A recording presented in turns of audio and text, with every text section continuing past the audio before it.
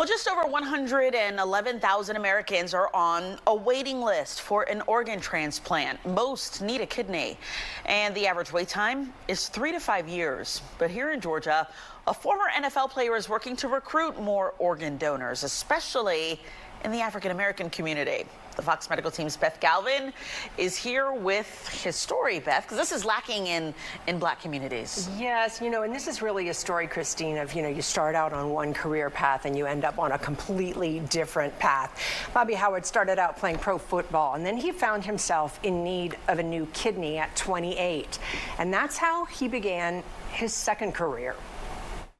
Bobby Howard's life changed in 1994 when the former Tampa Bay Buccaneers running back went into kidney failure at 28. But after just 7 months on dialysis, Howard got a break when a kidney from a deceased donor was found for him. That's why I live today.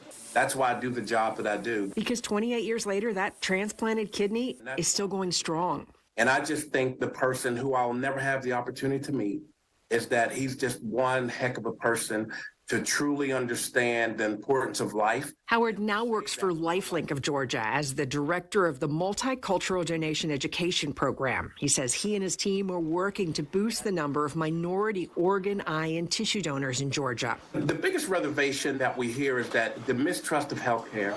So many people believe that if they have organ donor on their driver's license, that once that's noted, that hospitals and healthcare professionals will not do everything they can to save their lives. But Howard says he explains that is not true. That healthcare professionals are here to save our lives, not take our lives away. But they're going to do everything humanly possible to save you. If they cannot, and once that has been determined, that's when we come in. LifeLink representatives meet with families at hospitals to ask if they would be willing to donate their loved ones' organs. But Howard says their goal is to engage people now and answer their questions about organ donation long before hard decisions have to be made.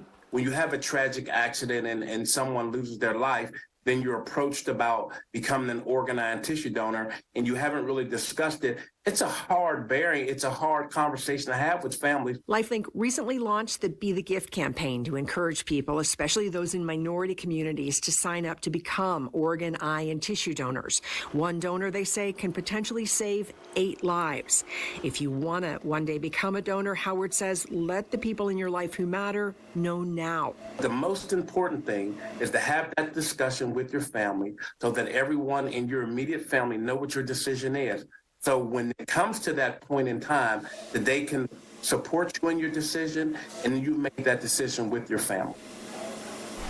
And if you're getting or you're renewing your driver's license, you can register to become an organ donor. You can also sign up through the DonateLifeGeorgia.org website. That's up on the right-hand side. And the decision will ultimately be left up to your family in the end. So that's, Christine, why you want to make sure that they know your wishes. Because even if you have it on your driver's license, but you haven't talked about it, your parents, your spouse, your partner like, wait a minute, may not know what you want to do. So really important to have, even though it's maybe an odd conversation for people to have, let them know what you want to do. Yeah, and he's a walking example of how it has changed and saved his life. Absolutely, right? Yeah. So we hope more people get interested in that. Thanks so much, Beth. Sure.